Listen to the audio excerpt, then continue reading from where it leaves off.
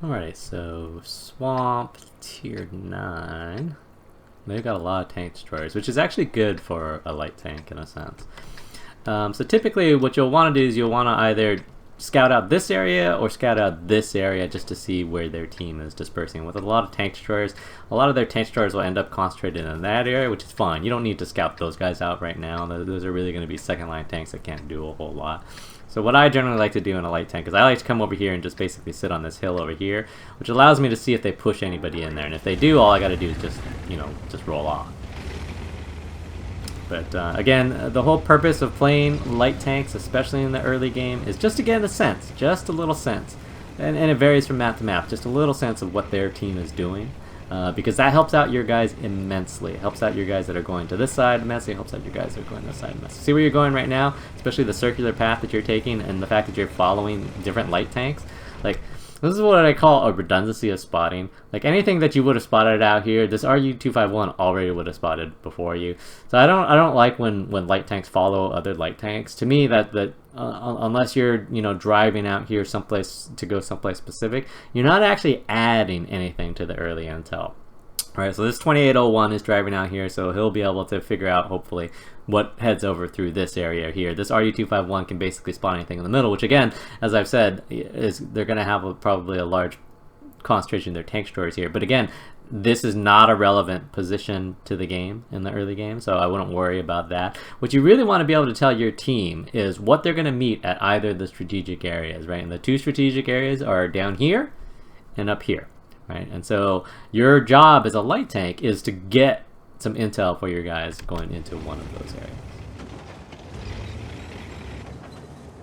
The problem with where you're at right now is that even if you light tanks here, not a whole lot of damage can go out depending on what your team is actually doing.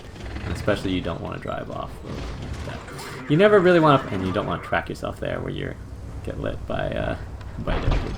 2811 is a little bit YOLO, but so this is scouting by deduction at this point, right? So you see what they have here, right? You saw that that the light tank went over here, and so basically by deduction, every single other tank is either still in the spawn, kind of unlikely, or they're still in the back over here or moving down here. You've got an entire vision gap on one half of the map. Nobody knows what's going on over here. It's a black hole, right? Who knows? They could have all their tanks there. They could have none of their tanks there. You don't know. And again, that's the point that I'm trying to make, is that's the role of the light tank, is to get that idea. Not to figure out which guys are camping in the back, but to figure out which guys are actually going to be pushing towards those strategically important areas. And so that 2801 did it on his side. He just did it the dumbest way possible, which is, oh, I'm just going to drive right into them. Yeah, you're going to light them, but that doesn't really help out your team too much. Doesn't really do too much for your own gameplay as well.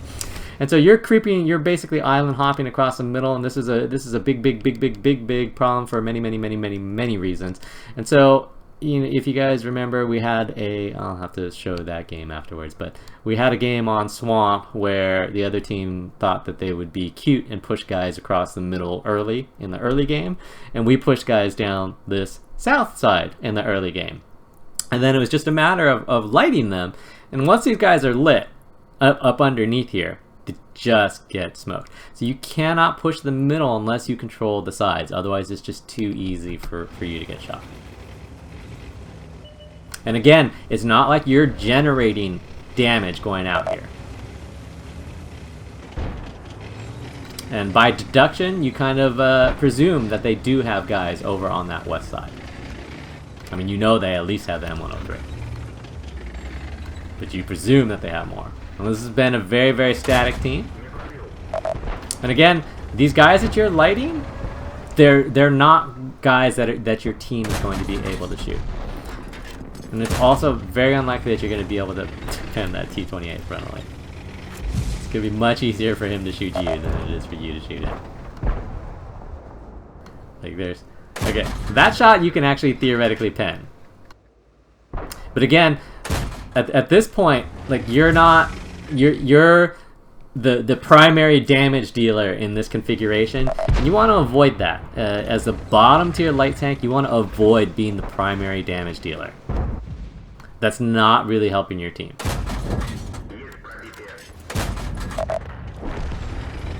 You were able to do 2 shots of damage to a T-28 prototype, but unfortunately that's not totally helping out. It was probably a little bit too much of a campy team, but again, you gotta get them that intel so that they can at least make an informed decision. Campers are gonna camp whether they get the information or not, but that information makes a difference between what a good player does and a bad player.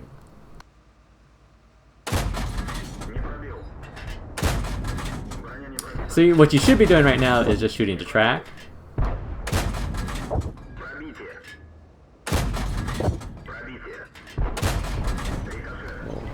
Worst spotting T-28 NA. And you are safe back here. Again, this is the center ground is a mid-game play. It's not an early game play, especially if they control this side. It's just too easy for them to basically sit on this corner and rail everyone else in the middle. All they got to do is light queue.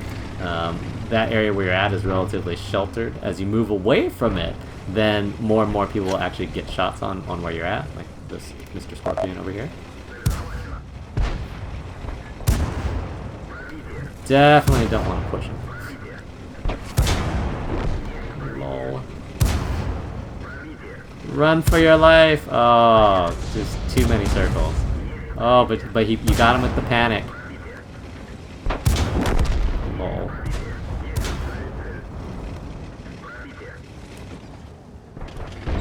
And then that's a guy that you actually can match up against. Like, you don't want to match up against that Scorp. That Scorp wasn't a panic guy. He would have just smoked you. That JP, though, that's the one that you can bully. So I'm not entirely sure why you engaged the Scorp and ran away from the JP. Like, the T-54 lightweight is much more of a menace to you than the JP.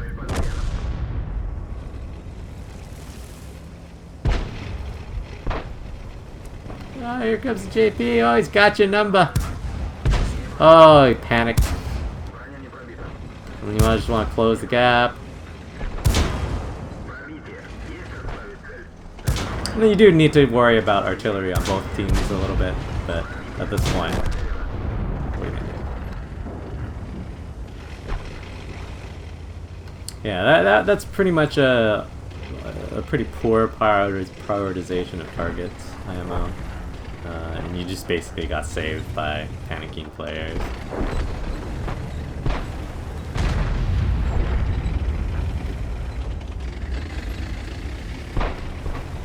I'm not sure what driving in circles accomplishes. And again, it's like you're trying to be the primary damage dealer here. It's not really your thing. You're playing this in the way that I criticize a lot of light tank players. You're playing your tank like it's a crappy medium with a crappy gun, right? And you want to avoid doing that. You don't want to be the primary damage dealer. You want to be the guy that's annoying, that creates for your team.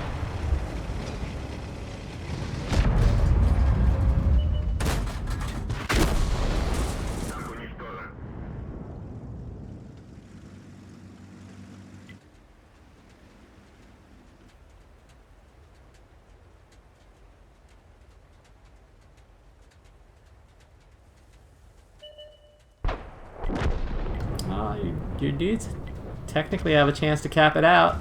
Cap it out.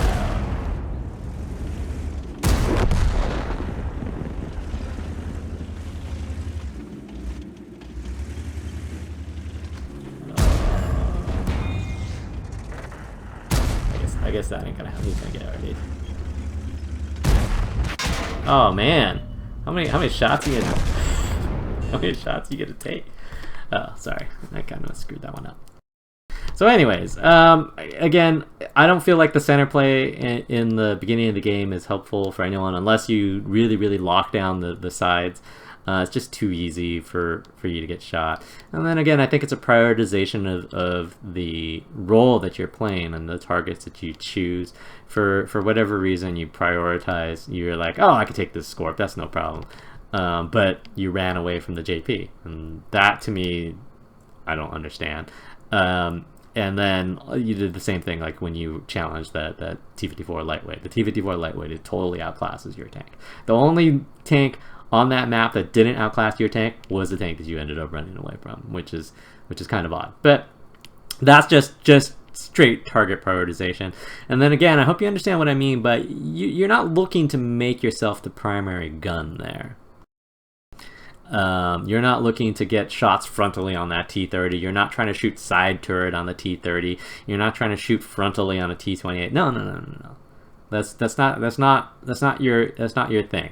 If you're already lit, right, and you're moving to reposition or whatever, yeah, you just take those shots on the move, whatever. If they hit, then fine. If they damage, then fine. But like, you can't play your light tank like it's a primary damage dealer. Like, there's some points in the game where you have to be, or you can be, like if that T-28 prototype is going broadside to you across a plane, right, and your teammates aren't taking care of business, then yeah, all right, go ahead, use your gun. But like, poking and peeking against a T-28 frontally against that T-30, like, that's not you, that's not your game. Right? That's not the game. There's no, that T-30 wasn't like, oh no, there goes an MT-25. That's not what he's thinking. He's like, oh yeah, here comes an MT-25, right? So understand the matchups and understand sort of what your role is. Like a lot, for example, especially when those guys had already dominated that Southwest, a lot of your role is just to get these guys as they come across here, spot them for your team, make it so that your team can get that free shot of damage as they try to cross these planes. That's your job, right? And if your team can't deal that damage, then so be it. But you're very, very rarely ever gonna profit from playing a light tank and trying to shoot against every tank you see frontally. That's just not the way the guns were built, and that's not. I mean, you can argue that if you get into a tier 8 light tank that you can do that, but even then, I don't think that that's how they should be played. And I think that playing them like that essentially is the equivalent of saying, okay, I'm just in a really crappy medium, and that's how I'm gonna. That's my play style. Like, honestly, if you covered up the tank, I would have just said, man, what medium tank is that? Why does it have such a crappy gun on it? Because you didn't do anything that a light tank should do, and that's sort of the issue.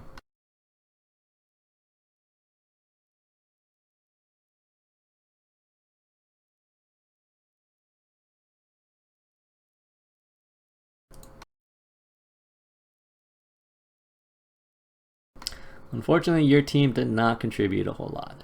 And again, not that that's all your fault. Again, just keep in mind that where their tanks were lit, your team is not going to get very good shots.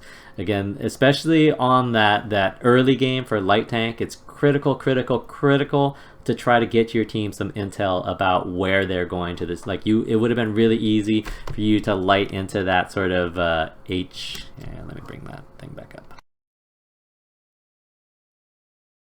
Like, it's pretty easy. I have to go back to the thing. So it's pretty easy for you to light up this 2 line right here, which gives your arty shots as they climb through this area right here, and gives your campers some shots, right? And that doesn't really cost you anything. You don't need to YOLO out there like the 2801 did. Again, you can sit back on this hill, and as soon as they get lit, or you can even go, if they don't send anybody through here, you can even go up through here. But again, the point of it is that you guys had a complete blind spot, just a complete blind spot, right, on this entire west half of the map. The first time the M103 was lit, and we all know how ninja M103s are, the first time the M103 was lit, he was already in the castle. Like, that's unacceptable if you're a light tank. It's like, how did an M103 get by me? And that's sort of my take on that early game light tank play, and that's all you have to do. Like, even if the only thing that you lit was that M103 coming in here and you got to bail, that's fine. At least you got your guys some intel. At least any of these guys that head up here know, okay, well, I got an M103 and he's already there, or he's not there yet, and so, maybe that gives our team a window to damage him, right?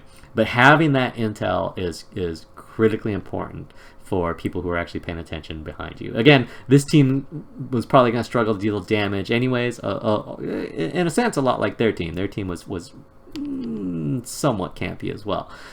So it's something to keep in mind.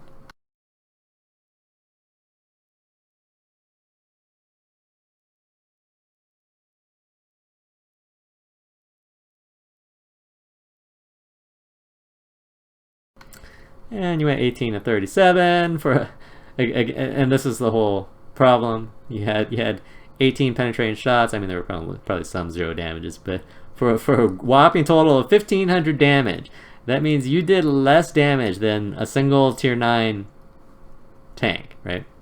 And again, not that your team did a whole lot of damage, and I'm not being critical of your gunnery skills or your tactics. What I am being critical of is the fact that you were never going to be able to carry that game with your gun. Like that you, even if you used every single shell and every single shell did damage, you were never going to be able to carry that game with your gun.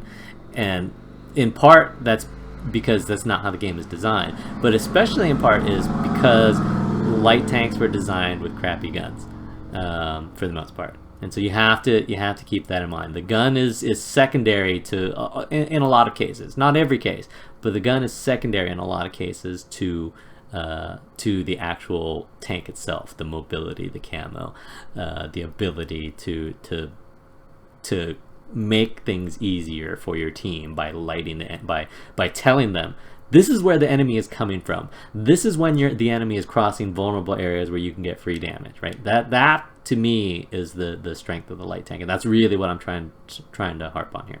But otherwise, I thought you played, other than in a strategic sense, I thought you played fine. Again, you weren't going to be able to save that team one way or the other just because they weren't able to deal enough damage even when there were things lit.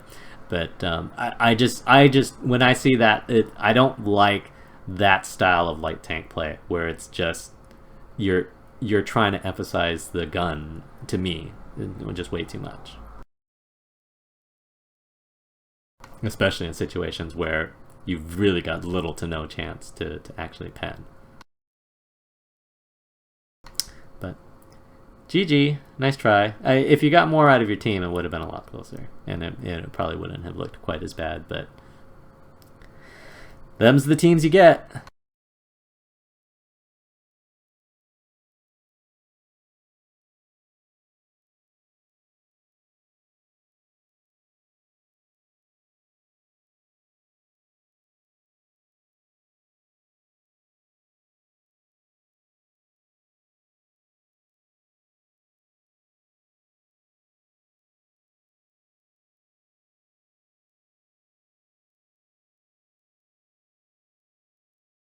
Alright, and then we'll look at Ron's, even though I have no idea what happened in this game.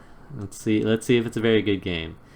Although he didn't even stay to the end, so it doesn't even look that long. I don't want to have to watch like a 2-minute game where you just die and then quit out of the game, Ron. That's gonna disappoint me if that's what this is.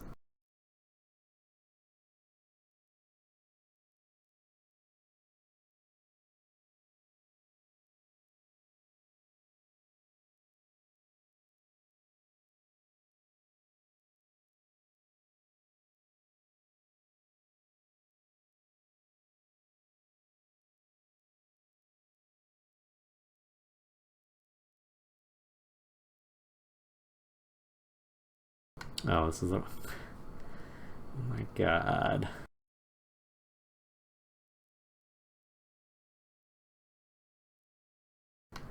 Fail on so many levels, my man.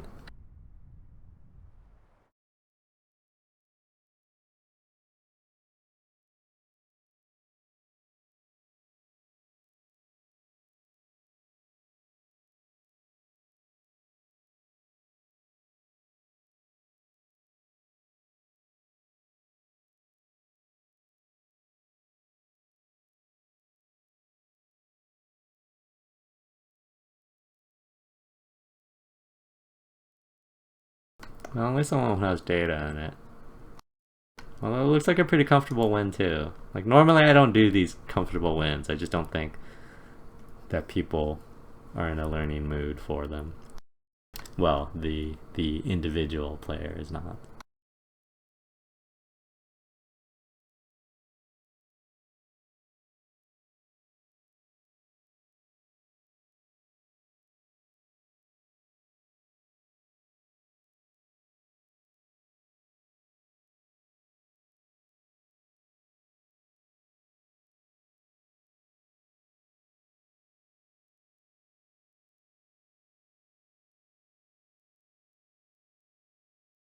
Yeah, well, I guess we're about to find out.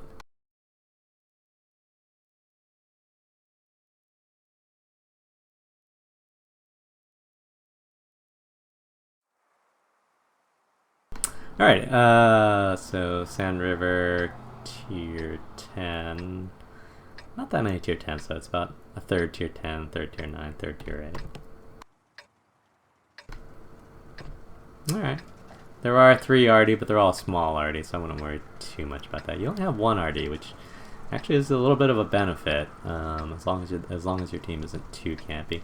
I would still probably either play through this middle here or through the K line here. You got to kind of check out your scouts, and because if the scouts actually go to spot over here, you can actually just sit on this hill right here and get shots for free. But let's see what the team does.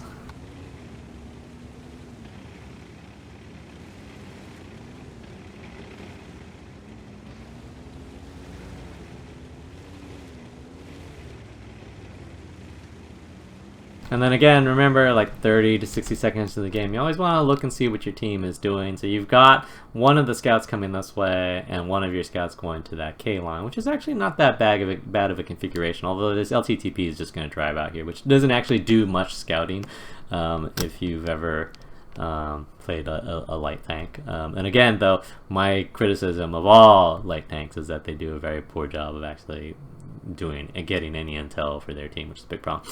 You got a bunch of guys in your base still, which is not so good, but the E5 is over on this side, and you sent 2 tier 10s up here, which I don't really feel is like a super strong play, except for that their comp isn't really set up to counter that. And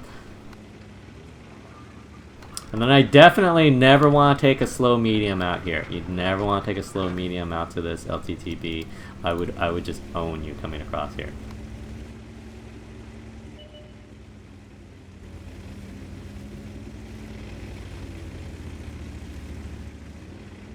So we've got a bunch of tanks that you can't really match up against.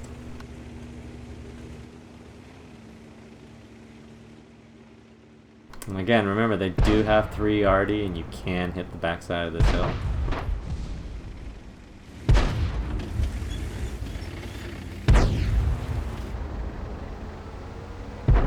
Doesn't look like the Bat Chat's got a whole lot of support, so you have that. Oh, he's got an FE-183. Oh no! Oh, 4202. Is this the end of the Ron? And that's what I don't really understand, people who like pull up directly behind people. Like if it's an alley or something, sure, I guess. And actually even then, because what shots are you gonna get? And then you don't want to sit this far away from the hill. I'll have to. I made a little GIF back in the day to show people what RD safe really meant. I'll see if I can find that after this, and I'll show it to you, because this is obviously not it. This is not what I'm looking for. And again, like, see where that 4202 is at. Like, you're not really worried about damaging these guys per se. Like, if you can just keep that FE-183 lit, then theoretically your RD should be able to take them out. And so you're not really worried about that FE-183 per se. You should be more worried about these guys up here who can literally just sit there and shoot you. RD can shoot into where you're at. You want to be a little bit up on this hill here, because that also gives you some cover from this side, because this is the side that you really need to be worried about. Unfortunately, your E5 did die in the middle. So, anyways, this is a sort of classic, I'm gonna put my tank in the worst possible place for a tank like this. It's a mid-tier autoloader, which, again, good burst, bad DPM. Once you're reloading, you're done.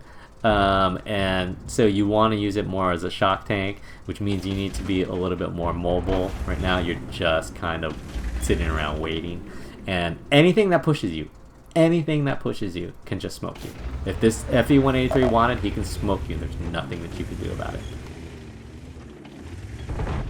And again, this is a vision control problem that you encountered right there. You didn't know that guy could kill you until he could kill you. And that's a problem. If you're a little bit further up here, you'll detect him actually coming in, and that's what prevents him from being brave enough to actually push. Luckily, this is not a very smart player, or not a very good player, but it doesn't really matter, because again, they still control this area over here, which means that all they have to do just sit right there. And then the funny thing is that they don't even need to shoot you from right there. All they have to do is keep you lit. Right? And Artie will eventually get you, which is why you actually want to move further back. But again, I don't feel like this is a very good place to take a slow medium, because you've got no out. Like there's nowhere that you can run to that will get you out of this situation, right? And your gun is not threatening enough that if that FV-183 wanted to kill you, he could kill you. Like there's no other than his own psyche, there's nothing stopping him from taking shots from you. Maybe 2, maybe 3 shots. Maybe you'll do damage on all the shots. Maybe you won't. But he will kill you, right? There's nothing stopping him other than himself. And then so you're in that situation where you actually want to still be a little bit closer to this hill so you can actually spot him. But the good news is this is an excellent exercise of watching panic shots. All sorts of panic shots. And especially when you've got that clip, even though it wasn't like you were going to push out and be able to kill that FV-183 anyways, you need to be a little bit more efficient with that. If the bat chat's not looking at you, go ahead and take your time. You can't miss that shot.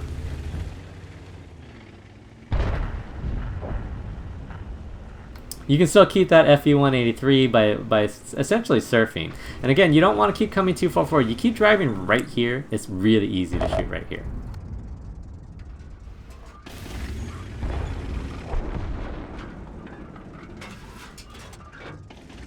So you understand the precariousness of your position as you sit here, and tanks can literally shoot you from every single angle. Which again goes back to this entire thing that I'm saying that this is not a good position for you to be at. And so that's why this is like the moral of this game should ultimately be, man, there's 5 minutes have gone through this game. I got to clip out the bat chat, which is good. But other than that, I really haven't done anything. I've just been sitting here trying not to get myself killed.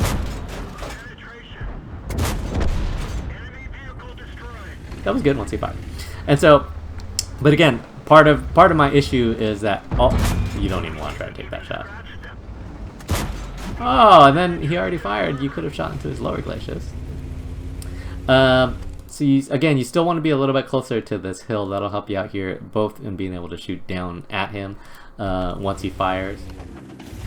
But again, like these guys could have shot you from the back. That GT that was over there, for example, if he wanted to, he could have shot you. This is a very classic game of which team is going to be more timid and throw it away.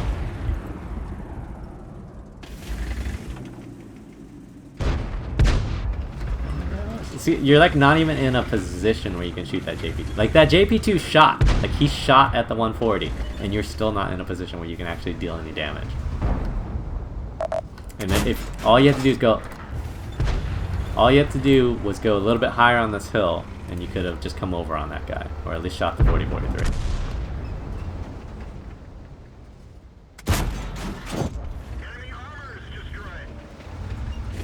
And then the same thing here, all you gotta do is just go onto this ridge right here and you can shoot down onto that guy. He's behind this little rock there, but once these guys start shooting him, he'll back up and you can just clip him out. Excellent! This is the first solid play. And then you just gotta wait. And then he'll back up. Trust me. He's not gonna go forward, he's only gonna back up.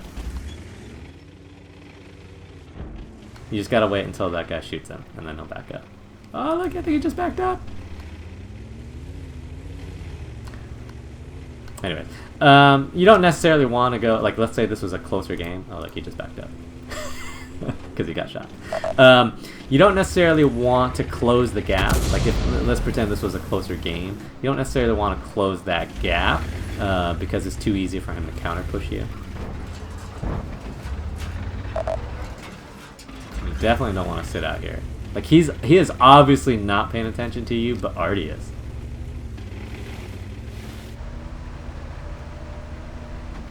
Oh, here we go.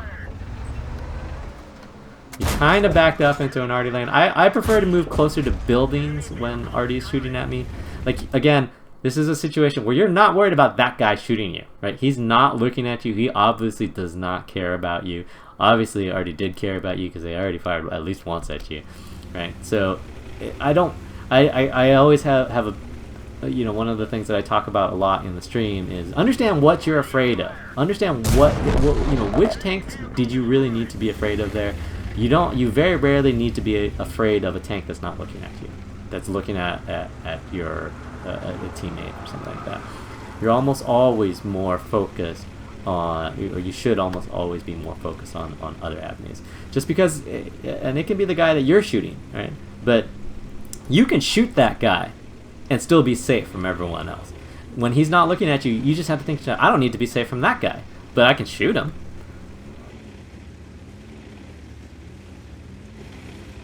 It's probably in that oh, I guess not.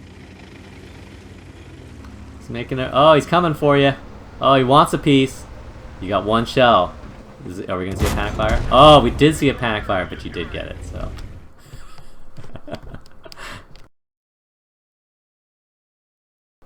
Yeah, so anyways, again, I don't think that going here in a T-54E1 in a Tier 9 game, or in pretty much any tier game, is a very good idea. Especially given the dispersion that you guys had. It wasn't going to be super ideal. And then, like, I just hope that you felt that. Like, I hope that you sat there and were like, damn, can't do anything on this side, can't do anything on that side, can't do anything on that side. Yet, everybody, if they wanted to, could have shot you. Already could have killed you.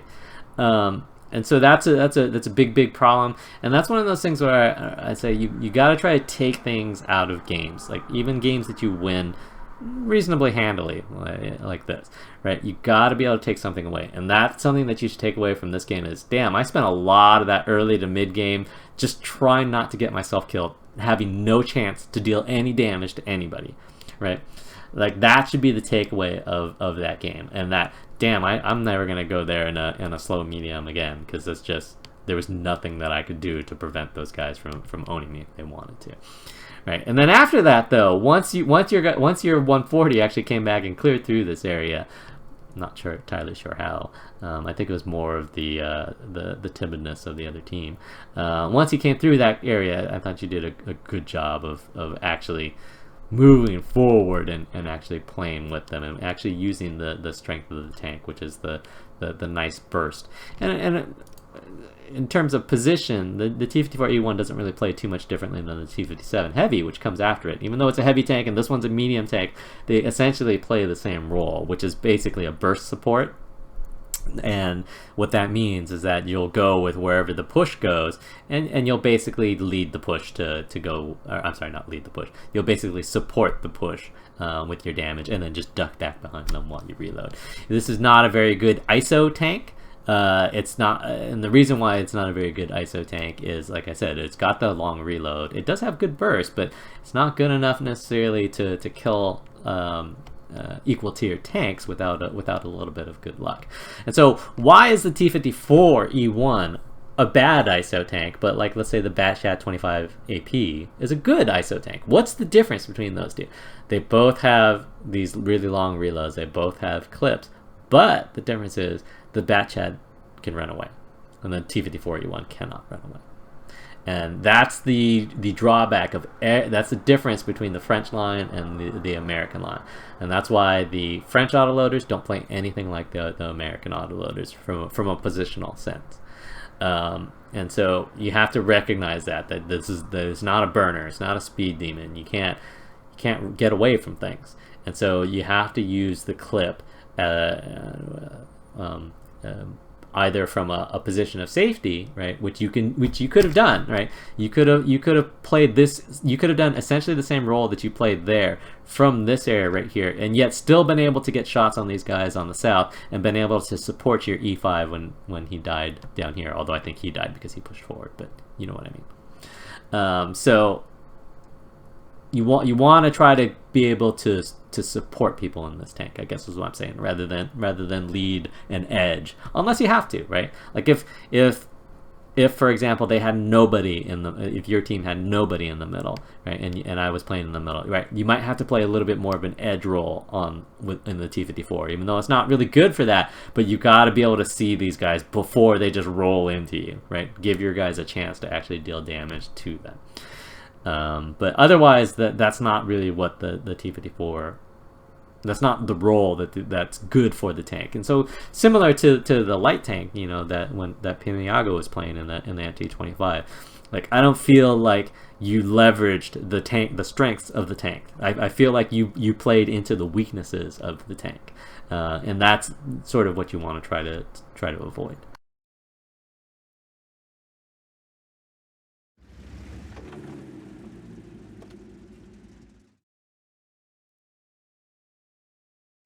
All right, let me see if I can find that image real quick.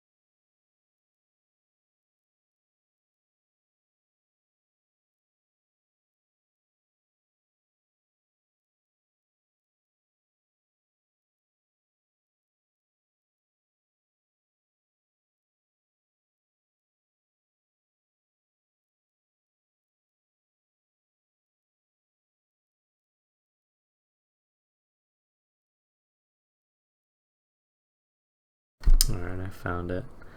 I haven't really vetted this, so let's just see if this works.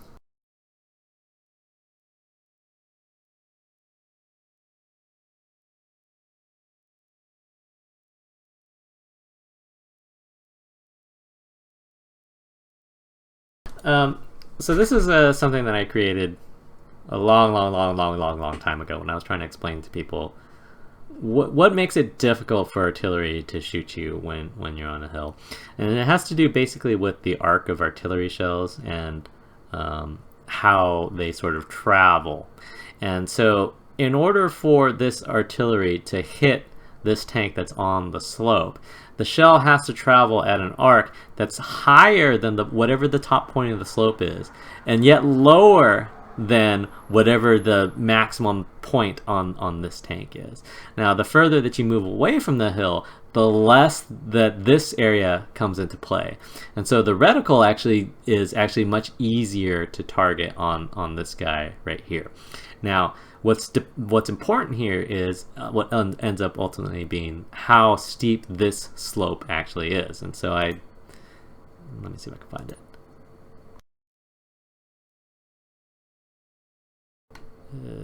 That's not it. This was just a funny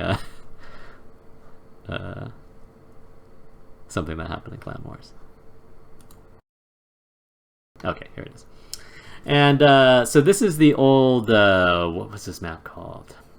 Kamaran? Is this Kamaran? I don't remember the words. Does it say on here? No, I guess it doesn't. Anyways, so this T-54. Man, this resolution is a lot worse than I remember. So this T-54 is on this slope here. And so do you see what happens to the reticle of... Hang on, let me make sure.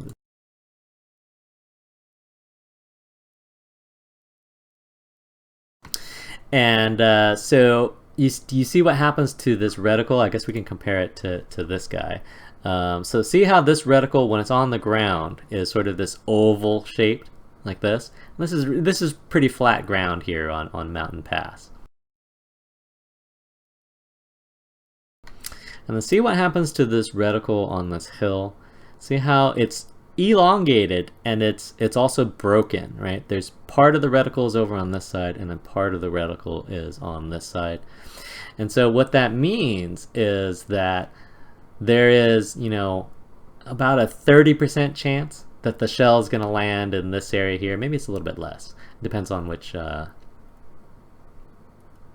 Sigma model you want to use. That it's going to land and hit on this side of the slope, right? And then there's a certain chance that it will hit on the other extreme. And so one of the points that I typically make from this particular picture is that when you look at this picture, you should think to yourself, how much of a chance do you think that this already has to actually hit this tank, right? And so the answer is actually pretty interesting. It's you have about a 60% chance. And the reason why you have a 60% chance, and a lot of you might go look at that and go, wow, that seems pretty high. And so the reason why it's a 60% chance is that there's about, like I said, there's about a 30% chance that it will land short and about a 10% chance that it'll land long. But there's a 60% chance that if it lands anywhere in the middle of that, because of the way of the arc of the shell, the way the arc of the shell comes in, that it's actually going to shoot through this tank, which is why when you see me play arty, a lot of times when tanks are on slopes, I'll aim at a point that's beyond them. See how this reticle is over here? It's not on the tank, it's over here. Because what I'm counting on is for the arc of this shell, as long as it clears this little ridge here, that it's going to travel down along the curvature of the actual hill to hit the T-54. And there's a chance, if it goes a little bit to the left, it might go in front of his turret or behind his turret. But for the most part, that's not a horrible shot unless it lands short. But as that hill becomes a greater and greater slope, then that shot goes to a lower and lower probability. So in this particular case, this hill that was on Kamarn wasn't really super steep. But again, so if we look at that position, actually, we can look at this. Right, so this is the hill on Mountain Pass, right, which is really steep. That's that climb from that south cap area, right? And so in that same position, like let's pretend like these mountains right there. If we were trying to shoot over that hill, you actually can't shoot into this area once it becomes steep enough. Like where, man, I can't even read who this is. Oh, I see. It's not at 100%. That's why. Oh, it's Germ. So you see where Germ is at right now, for example. Arty can't really shoot into that area because the arc, or I'm sorry, the slope of this hill exceeds the arc of the actual incoming shell. So if you were to look at the artillery reticle in this position, essentially what you would see is that the similar to what we saw in this guy, is that almost all of the reticle would be on the pre-hill, not the post-hill. And so that's the sort of alley that you're looking for if you're an artillery player, and that's the same alley that you're looking to avoid if you're this T-54 or Germ.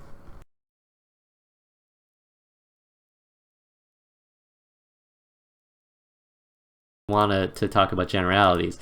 What you're really looking to do is be as close to that slope as possible, as long as it's a reasonable slope. And then of course, if the artillery maneuvers, right, repositions himself, then you can get boned either way. But that tends to not happen so much in pubs.